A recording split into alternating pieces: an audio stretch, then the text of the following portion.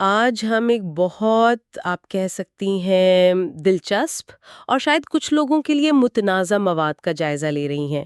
یہ ظہیر احمد میر صاحب کی کتاب ہے "the nuclear umbrella a system for the امہ"۔ اس کے کچھ اہم اقتباسات ہیں اور یہ مواد مسلم دنیا کے لیے ایک مشترکہ دفاعی نظام کی ایک کافی تفصیلی تجویز پیش کرتا ہے، اور کتاب کے مطابق اس نظام کا جو مرکزی نقطہ ہے یا نقطۂ آغاز وہ پاکستان ہے۔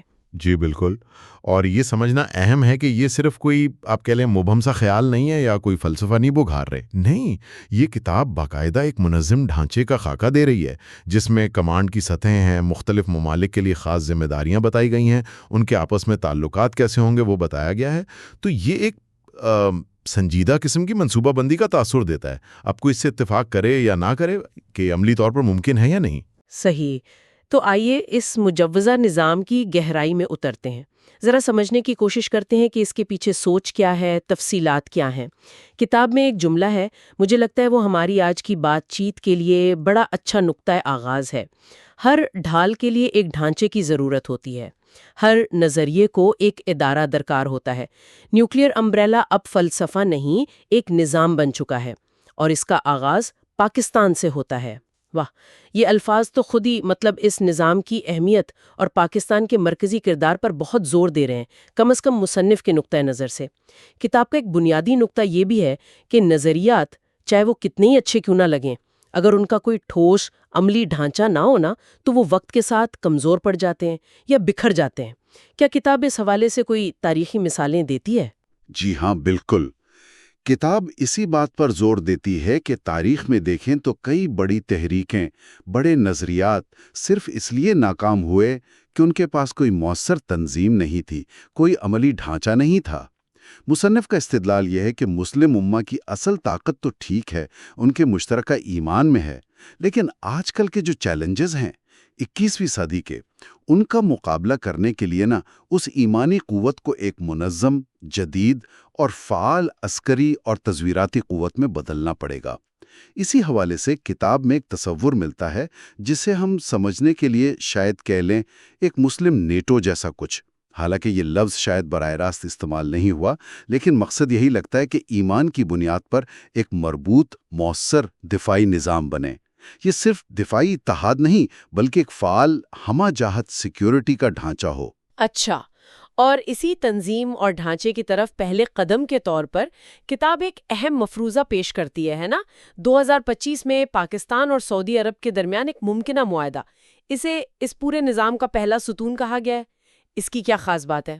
جی، کتاب کے مطابق یہ جو فرضی معاہدہ ہے یہ اس لیے کلیدی ہے، اس لیے اہم ہے کہ یہ دو بہت اہم مسلم ممالک کو اکٹھا کرتا ہے۔ ایک طرف پاکستان اپنی فوجی اور نیوکلیئر صلاحیت کے ساتھ، دوسری طرف سعودی عرب اپنی معاشی طاقت اور عالم اسلام میں اپنی مرکزی حیثیت کے ساتھ۔ تو مصنف کے خیال میں یہ اتحاد اس مجوزہ نیوکلیئر امبریلا کے لیے ایک بنیاد ڈالے گا جس پر پھر بعد میں دوسرے مسلم ممالک کو بھی شامل کیا جا سکتا ہے۔ یہ صرف کوئی علامتی معاہدہ نہیں بلکہ عملی تعاون کی بنیاد کے طور پر اس کو پیش کیا گیا ہے۔ یہ واقعی ایک بڑی پیش رفت ہوگی اگر ایسا ہو۔ اچھا، اب آتے ہیں اس نظام کے آپ کہہ لیں دل کی طرف، یعنی جو مجوزہ کمانڈ سٹرکچر ہے۔ آپ نے بتایا کہ یہ 3 سطحی ہے، کیا آپ اس کی تھوڑی تفصیل بتائیں گے؟ بالکل، یہ 3 سطحی کمانڈ سٹرکچر جو ہے یہ اس نظام کو چلانے کے لیے ڈیزائن کیا گیا ہے۔ تو پہلی سطح سے شروع کرتے ہیں۔ ٹھیک ہے، پہلی سطح جو سب سے اوپر ہے وہ اعلیٰ کمان یا ہائی کمانڈ ہے۔ کتاب کہتی ہے کہ اس کا مرکز پاکستان میں ہوگا، اور خاص طور پر راولپنڈی، اسلام آباد، ٹیکسلا کا جو دفاعی تکون ہے وہاں۔ یہ دفاعی تکون کیا ہے اور اسی جگہ کا انتخاب کیوں؟ دیکھیں، یہ جو دفاعی تکون یا ڈیفنس ٹرائنگل کی اصطلاح استعمال ہوئی ہے، یہ وہ علاقہ ہے جو پاکستان کے فوجی اور دفاعی اداروں کا مرکز سمجھا جاتا ہے۔ یہاں آرمی کا GHQ ہے، air force navy headquarters قریب ہیں، اہم دفاعی صنعتیں ہیں، ریسرچ کے ادارے ہیں۔ تو کتاب کے مطابق اس جگہ کا انتخاب اس لیے منطقی ہے کہ یہاں پہلے سے ہی وہ ضروری انفراسٹرکچر اور کمانڈ اینڈ کنٹرول کی صلاحیت موجود ہے۔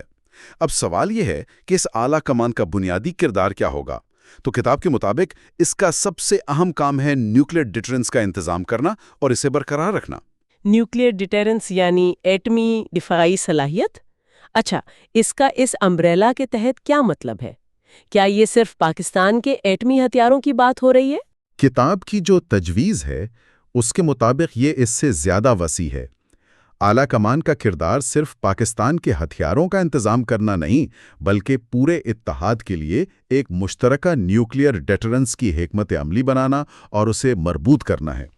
یعنی اس کا مطلب یہ ہو سکتا ہے کہ پاکستان کی جو نیوکلیئر صلاحیت ہے وہ ایک طرح سے پورے اتحاد کے دفاع کے لیے گارنٹی کے طور پر پیش کی جائے۔ اس کے علاوہ اعلیٰ کمان تمام اتحادی ممالک کی مشترکہ فوجی منصوبہ بندی، ان کی مشقیں، ان کے آپریشنز، ان سب کی نگرانی بھی کرے گی۔ اور یہ بھی تجویز ہے کہ اس اعلیٰ کمان کا سربراہ پاکستانی سپریم کمانڈر ہوگا، مطلب شاید chairman joint chiefs of staff committee, army chief. یہ تجویز ظاہر پاکستان کو اس پورے نظام میں ایک فیصلہ کن مرکزی حیثیت دیتی ہے۔ یہ تو بہت ہی بڑا کردار اور ذمہ داری ہے۔ اچھا، اب دوسری سطح پر آتے ہیں۔ یہاں 4 علاقائی کمانڈز یعنی ریجنل کمانڈز کا ذکر ہے۔ یہ جغرافیائی تقسیم کیوں ضروری سمجھی گئی؟ مصنف کا شاید یہ خیال ہے کہ مسلم دنیا بہت وسیع ہے، بہت متنوع ہے۔ ہر علاقے کے اپنے خاص جغرافیائی، سیاسی، فوجی چیلنجز ہیں۔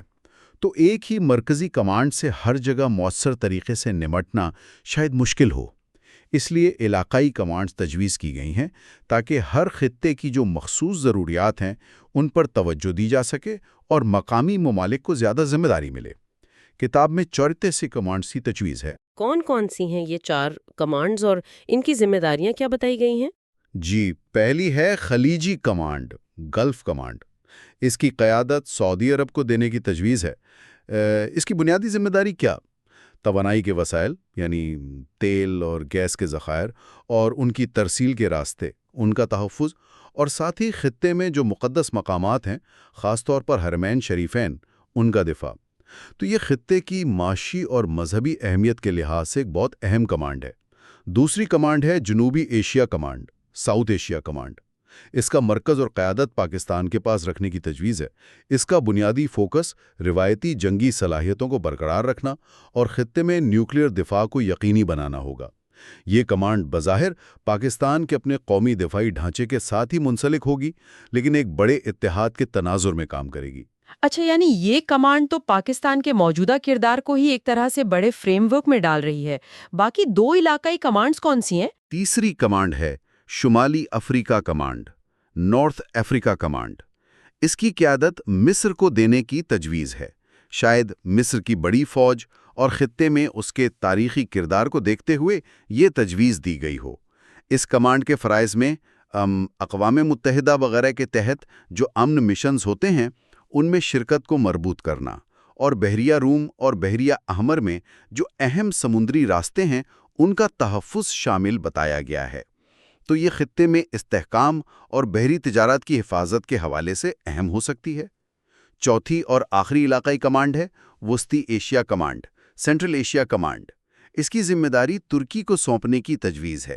شاید ترکی کی نیٹو رکنیت، اس کی ماڈرن فوج اور وسطی ایشیائی ریاستوں کے ساتھ اس کے جو ثقافتی اور تاریخی روابط ہیں وہ اس کی وجہ ہو۔ اس کمانڈ کا کام اتحادی ممالک کے درمیان انٹیلیجنس معلومات کا تبادلہ کروانا اور لاجسٹکس یعنی فوجی ساز و سامان، رسد، نقل و حمل، ان سب کو یقینی بنانا ہوگا۔ یہ تو پورے نظام کے مؤثر طریقے سے چلنے کے لیے آپ کہہ لیں ریڑھ کی ہڈی کی حیثیت رکھتی ہے۔ جغرافیائی تقسیم لگ رہی ہے۔ ہر کمانڈ کو ایک اہم ملک کی قیادت دی گئی ہے اور خاص ذمہ داریاں بھی۔ اب تیسری سطح کا ذکر کرتے ہیں جس میں خصوصی کمانڈز یا اسپیشل کمانڈز شامل ہیں۔ ان کا کیا مقصد ہے؟ یہ علاقائی کمانڈ سے کیسے مختلف ہے؟ جی، یہ خصوصی کمانڈز اس لیے ہیں کیونکہ کچھ خطرات اور چیلنجز ایسے ہوتے ہیں جو کسی ایک جغرافیائی خطے تک محدود نہیں ہوتے، بلکہ وہ پورے اتحاد کو متاثر کر سکتے ہیں، یا ان سے نمٹنے کے لیے خاص مہارت و وسائل چاہیے۔ تو یہ کمانڈز براہ راست اعلیٰ کمان کے تحت کام کر سکتی ہیں یا ضرورت کے مطابق علاقائی کمانڈز کے ساتھ مل کر بھی کام کر سکتی ہیں۔ کتاب میں کئی ایسی کمانڈز کا خاکہ دیا گیا ہے۔ کون سی ہیں یہ خصوصی کمانڈز؟ ایک تو بہت اہم ہے، انسداد دہشت گردی کمانڈ، کاؤنٹر ٹیررزم کمانڈ۔ اس کی قیادت پاکستان کو سونپنے کی تجویز ہے، شاید اس لیے کہ دہشت گردی کے خلاف جنگ میں پاکستان کا تجربہ بہت وسیع اور طویل ہے۔ تو یہ کمانڈ پورے اتحاد کے لیے انٹیلیجنس شیئرنگ مشترک آپریشنز اور انسداد دہشت گردی کی حکمت عملیوں کو مربوط کرے گی۔ دوسری ایک بہت مخصوص فورس ہے مقدس مقامات کے حفاظتی force, holy sites protection force. اگرچہ خلیجی کمان کی ذمہ داریوں میں بھی مقدس مقامات کا ذکر تھا، لیکن یہ فورس خاص طور پر مکہ اور مدینہ کے دفاع کے لیے ہوگی، اور ظاہر ہے اس کی قیادت سعودی عرب کے پاس رکھنے کی تجویز ہے۔ یہ اس کی اہمیت اور حساسیت کو ظاہر کرتا ہے۔ صحیح۔ دہشت گردی اور مقدس مقامات کے علاوہ کیا آج کل کے جو نئے چیلنجز ہیں ان کا بھی ذکر ہے، جیسے سائبر حملے وغیرہ؟ جی ہاں، بالکل ہے۔ ایک سائبر اور خلائی دفاع کمان، cyber and space defence command کی تجویز بھی شامل ہے، اور اس کی ذمہ داری ترکی کو دی گئی ہے۔ یہ تجویز شاید ترکی کی جو بڑھتی ہوئی ٹیکنیکل صلاحیت ہے اور دفاعی صنعت میں ترقی ہے اس کو ظاہر کرتی ہے۔ یہ کمانڈ اتحادی ممالک کے اہم ڈیجیٹل انفراسٹرکچر کو سائبر حملوں سے بچائے گی، اور ممکنہ طور پر خلائی اثاثیات جیسے سیٹلائٹس وغیرہ ان کے دفاع اور استعمال کو بھی مربوط کرے گی۔ یہ آج کل کی جنگ اور سیکیورٹی کے لیے بہت ہی اہم پہلو ہے۔ اور آخر میں ایک غیر فوجی لیکن بہت اہم یونٹ کا ذکر ہے، انسانی امداد اور آفات سے نمٹنے کا رد عمل، humanitarian aid and disaster response unit HADR۔ اس کی قیادت متحدہ عرب امارات یعنی UAE یا قطر کو سونپنے کی تجویز ہے۔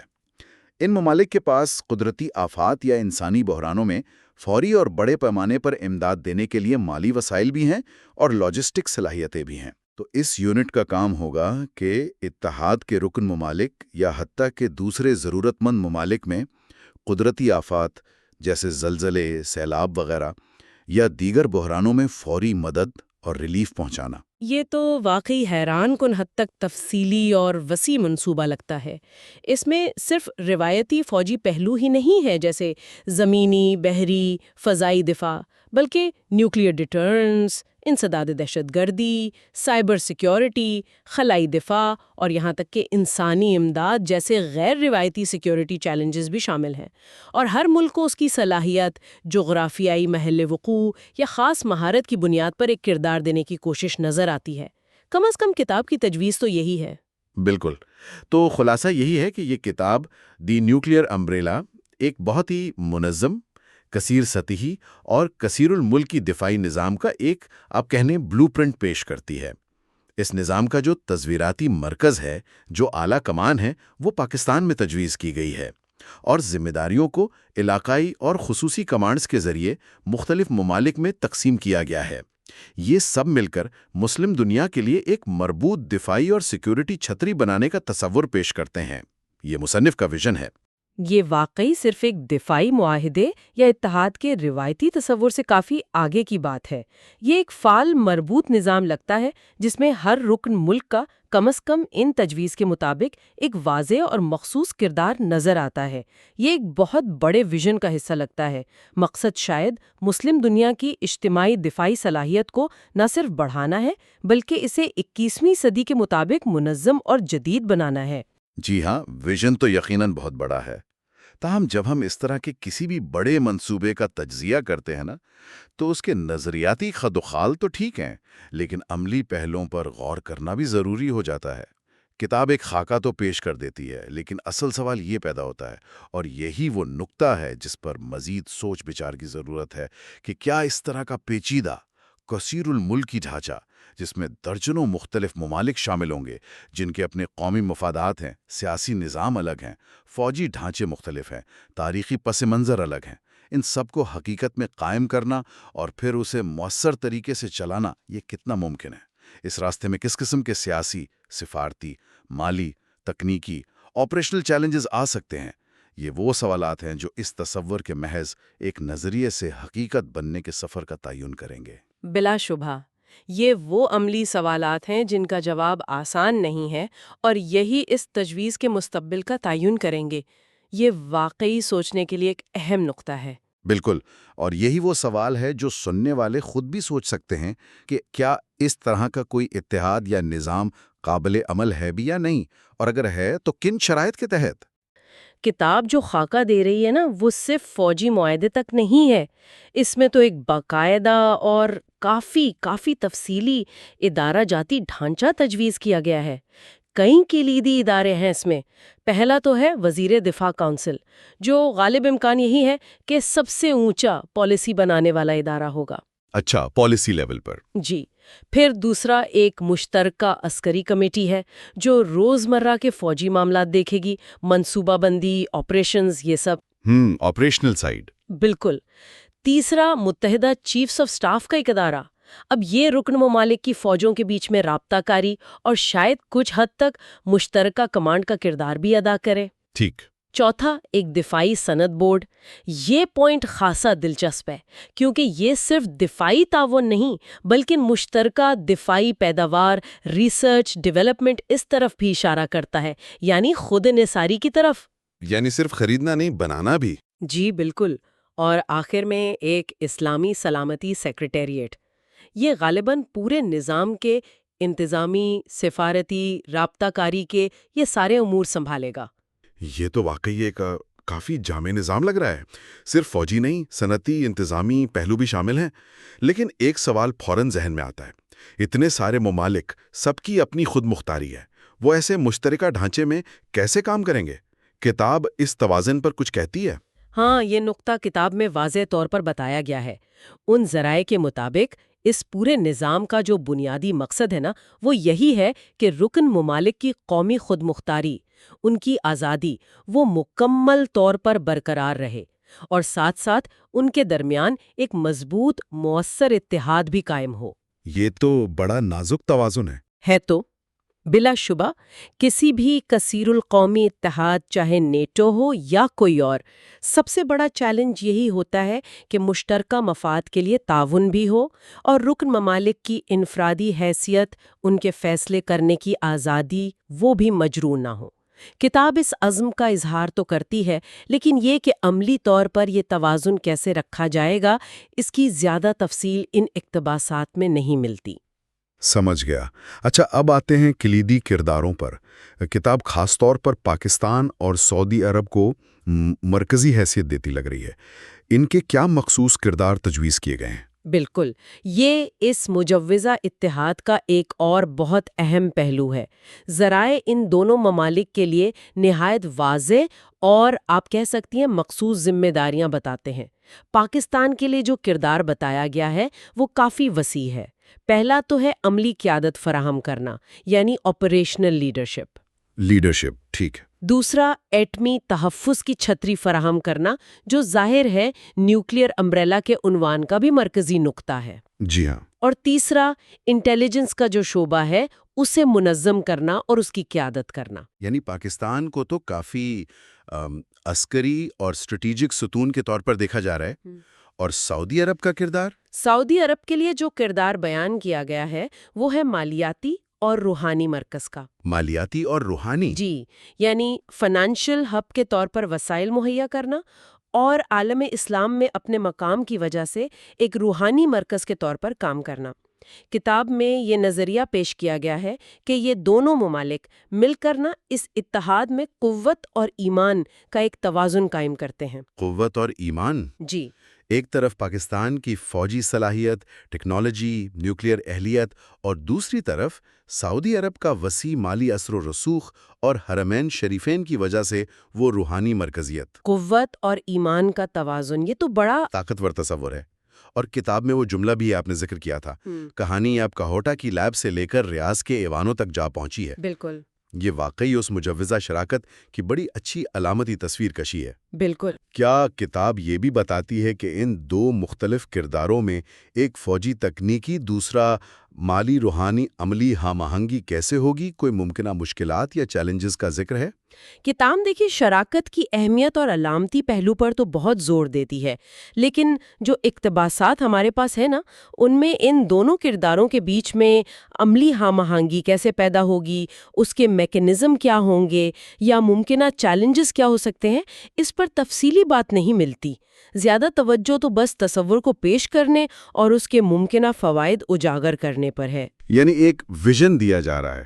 ہاں، کہا جا سکتا ہے کہ کتاب ایک ویژن پیش کر رہی ہے، عملی تفصیلات شاید اس ویژن کا حصہ نہیں ہے یا کم از کم ان اقتباسات میں تو نہیں ہے۔ ٹھیک ہے۔ اچھا، اب قانونی پہلو دیکھتے ہیں۔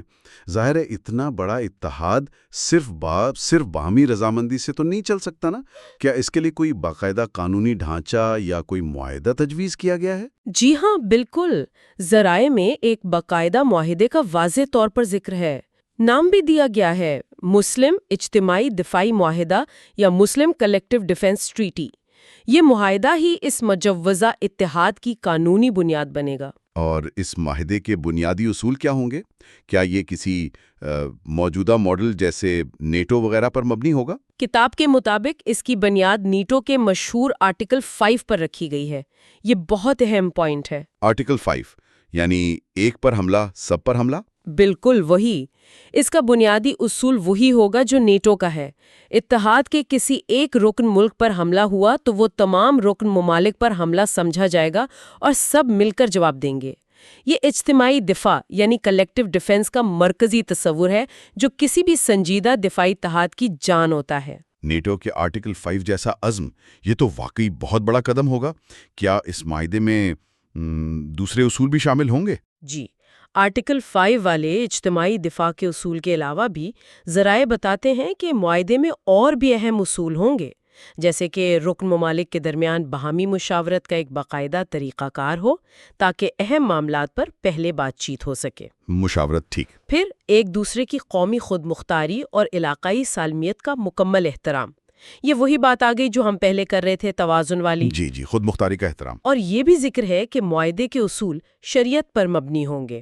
یہاں قابل غور بات یہ ہے کہ اس معاہدے کا مقصد صرف فوجی تعاون کا فریم ورک بنانا نہیں، بلکہ اس پورے اتحاد کو ایک بین الاقوامی قانونی حیثیت دینا ہے، اور رکن ممالک کے آپسی تعلقات، ان کے حقوق، ان کی ذمہ داریاں، ان سب کو واضح طور پر متعین کرنا ہے۔ شریعت پر مبنی اصول کا ذکر دلچسپ ہے۔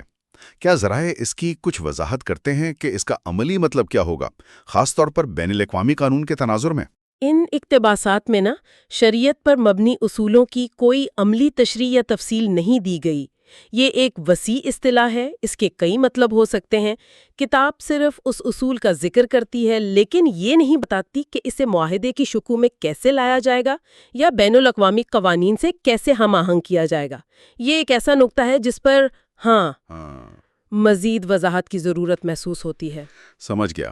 یہ قانونی اور ادارہ جاتی تفصیلات تو کافی ٹھوس لگتی ہیں، لیکن کیا کتاب یہ بتاتی ہے کہ یہ صرف کاغذ پر رہے گا یا اسے حقیقت بنانے کے لیے کوئی عملی منصوبہ بندی بھی ہے، کوئی ٹائم لائن وغیرہ؟ یہ اہم سوال ہے، کیونکہ اکثر ایسے منصوبے صرف وہ نظریاتی خاکوں تک رہ جاتے ہیں۔ لیکن یہ کتاب صرف نظریہ نہیں دے رہی، بلکہ ایک ممکنہ ٹائم لائن اور کچھ عملی اقدامات کا بھی ذکر کر رہی ہے۔ ذرائع کے مطابق 2025 میں پاکستان اور سعودی عرب کے درمیان ایک معاہدہ، وہ اس پورے منصوبے کا عملی آغاز ہو سکتا ہے۔ اسے ایک بنیادی قدم کے طور پر پیش کیا گیا ہے۔ 2025 کا ذکر، یعنی یہ کوئی بہت دور کا منصوبہ نہیں سمجھا جا رہا۔ اچھا، اور اس کے بعد؟ جی، 2025 کے معاہدے کو پہلا قدم کہا گیا ہے۔ مزید یہ کہ ذرائع بتاتے ہیں کہ اس اتحاد کے لیے ایک مشترکہ سیکریٹریٹ بنانے پر کام وہ پہلے ہی جاری ہے۔ کام جاری ہے؟ جی، کتاب کے مطابق یہ سیکریٹریٹ، جیسے ہم نے پہلے ذکر کیا، انتظامی اور رابطہ کاری کے امور دیکھے گا، اور پھر ایک درمیانی مدت کا ہدف بھی بتایا گیا ہے، 2030 تک پاکستان میں مسلم ڈیفنس الائنس کا ایک مکمل طور پر فعال ہیڈ کوارٹر قائم کرنا۔ واہ، 2030 تک مکمل ہیڈ کوارٹر، یہ تو واقعی بڑا مہتواکانکشی منصوبہ لگتا ہے۔ کیا کتاب یہ بتاتی ہے کہ اتنی تیزی کیوں؟ کوئی خاص وجہ، یا کیا یہ ٹائم لائن حقیقت پسندانہ ہے؟ کتاب اس ٹائم لائن کو پیش کرتے ہوئے ایک کافی پرامید اور پرعزم لہجہ رکھتی ہے۔ یہ اسے ایک قابل حصول ہدف کے طور پر دکھاتی نظر آتی ہے، تاہم ان اقتباسات میں اس تیز رفتاری کی کوئی خاص وجہ نہیں بتائی گئی، نہ ہی اس ٹائم لائن کی عملیت پسندی پر کوئی تفصیلی تجزیہ ہے۔ یہ زیادہ تر ایک، آپ کہہ سکتی ہیں، اعلان نیت، اسٹیٹمنٹ آف انٹینٹ لگتا ہے کہ ارادہ ہے کہ منصوبے کو تیزی سے آگے بڑھایا جائے۔ ٹھیک ہے۔ اچھا، اب ایک اور پہلو کی طرف آتے ہیں جس کا آپ نے شروع میں ذکر کیا تھا، روحانی بنیاد۔ کتاب میں اس فوجی اور سیاسی اتحاد کے ساتھ ایک روحانی پہلو بھی جوڑا گیا ہے۔ اس بارے میں کیا تفصیلات ہیں؟ جی، یہ اس تصور کا ایک منفرد پہلو ہے جو اسے خالصتاً اسٹریٹجک یا فوجی اتحادوں سے شاید تھوڑا مختلف کرنے کی کوشش کرتا ہے۔ ذرائع میں ایک واضح روحانی بنیاد کا حوالہ دیا گیا ہے، خاص طور پر قرآن مجید کی سورت آل عمران کی آیت 103 کا حوالہ ہے، وَاعْتَصِمُوا بِحَبْلِ اللَّهِ جَمِيعًا وَلَا تَفَرَّقُوا، یعنی اور اللہ کی رسی کو سب مل کر مضبوطی سے پکڑو اور تفرقہ میں نہ پڑو۔ اس آیت کو اتحاد، یکجہتی اور آپس میں جڑے رہنے کی اہمیت بتانے کے لیے استعمال کیا گیا ہے۔ تو اس کا تعلق اس مجوزہ اتحاد سے کیسے جوڑا گیا ہے؟ مطلب عملی طور پر؟ کتاب یہ نظریہ پیش کرتی ہے کہ یہ مجوزہ اتحاد صرف فوجی طاقت یا سیاسی حکمت عملی نہیں ہوگا، بلکہ یہ 3 چیزوں کا امتزاج ہوگا: ایمان، قوت اور بصیرت۔ ایمان، قوت اور بصیرت۔ جی، یعنی اس کی بنیاد صرف مشترکہ اسٹریٹجک مفادات پر نہیں، بلکہ مشترکہ عقیدے، اقدار اور ایک وسیع تر ویژن پر بھی رکھی گئی ہے۔ یہ روحانی پہلو اس اتحاد کو ایک آپ کہہ سکتی ہیں اخلاقی جواز اور ایک گہری معنویت دینے کی کوشش لگتا ہے۔ یہ دلچسپ ہے کہ ایک عسکری اتحاد کو براہ راست مذہبی تعلیمات سے جوڑا جا رہا ہے، اور وہ نیوکلیئر امبریلا والی بات، کیا اس کا بھی کوئی روحانی یا علامتی پہلو بتایا گیا ہے؟ ہاں، یہ ایک بہت اہم نقطہ ہے جو کتاب میں پیش کیا گیا ہے، وہ یہ کہ اس اتحاد کے بننے کے بعد نیوکلیئر امبریلا یعنی ایٹمی حملے سے تحفظ کی ضمانت یا صلاحیت وہ اب صرف پاکستان تک محدود نہیں رہے گی، بلکہ یہ ممکنہ طور پر پوری امت مسلمہ کے لیے ہوگی۔ یہ ایک بہت بڑا دعویٰ ہے۔ پوری امت کے لیے؟ جی، جیسا کہ کتاب میں تصور کیا گیا ہے، یہ اس اتحاد کے دائرہ کار اور اہمیت کو بہت وسیع کر دیتا ہے۔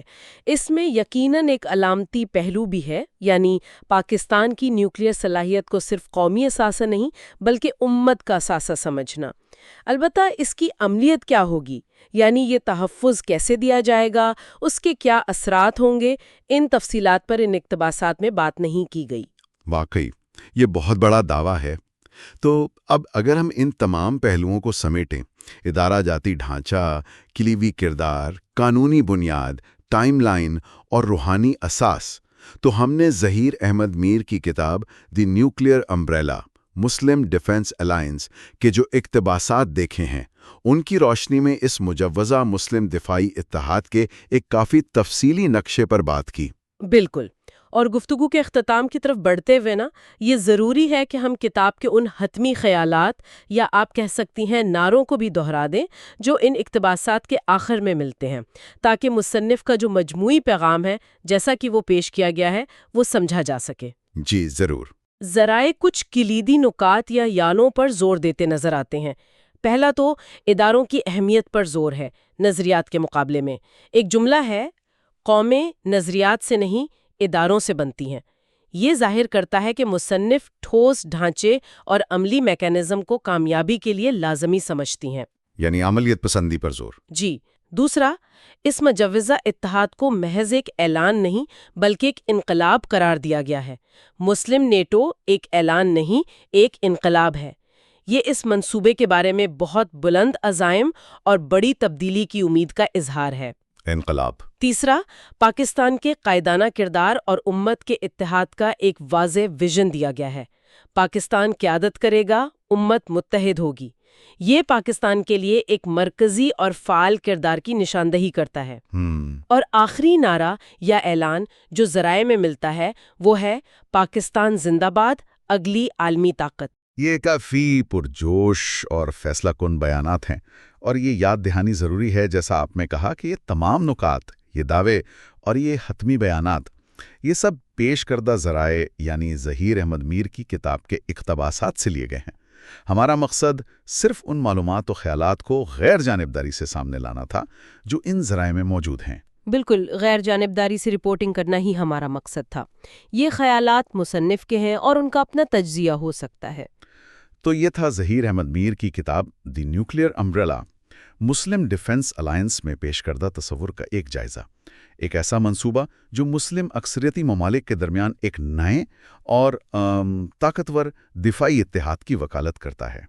اس پوری گفتگو کے بعد ایک آخری سوچ جو ذہن میں آتی ہے اور جس پر سننے والے خود بھی غور کر سکتے ہیں، وہ یہ ہے کتاب میں اداروں کی تعمیر اور نیٹو جیسے ٹھوس ڈھانچے پر بہت زور دیا گیا ہے، ٹھیک؟ جی، لیکن تاریخ یہ بتاتی ہے کہ صرف ڈھانچے بنا لینا کافی نہیں ہوتا، اصل چیز انہیں چلانا ہے۔ تو سوال یہ پیدا ہوتا ہے کہ یہ جو مشترکہ عقیدے اور ممکنہ مشترکہ اسٹریٹجک مفادات پر مبنی اتنا بڑا ویژن ہے، اسے عملی طور پر ایک فعال، پائیدار اور مؤثر کثیر القومی دفاعی معاہدے میں بدلنے میں کیا غیر متوقع چیلنجز آ سکتے ہیں یا شاید نئے مواقع پیدا ہو سکتے ہیں؟ خاص طور سے جب ہم ان ممالک کے تنوع کو دیکھتے ہیں۔ بالکل، خاص طور پر جب ہم ان مسلم اکثریت ممالک کا تنوع دیکھتے ہیں، ان کے مختلف قومی مفادات ہیں، سیاسی نظام الگ ہیں، معاشی حالات مختلف ہیں، اور پھر پیچیدہ جغرافیائی و سیاسی حقیقتیں ہیں، تو یہ سوچنے کی بات ہے کہ یہ جو مشترکہ عقیدے کا عنصر ہے، قومی خود مختاری کا تحفظ جس پر کتاب بھی زور دیتی ہے، اور زمینی حقائق، ان کے درمیان جو پیچیدہ تعلق ہے، وہ حقیقت میں اس قسم کے اتحاد کی تشکیل، اس کی مضبوطی اور اس کی عملی کارکردگی پر کیسے اثر انداز ہو سکتا ہے اگر یہ تصور کبھی حقیقت کا روپ دھارنے کی کوشش کرتا ہے تو یہ وہ گہرے سوالات ہیں جن کا جواب شاید وقت اور حالات ہی دے سکتے ہیں۔ یہ واقعی ایک اہم نکتہ ہے جس پر غور و فکر کی ضرورت ہے۔ اسی سوچ کے ساتھ آج کی اس گفتگو کا وقت یہیں ختم ہوتا ہے۔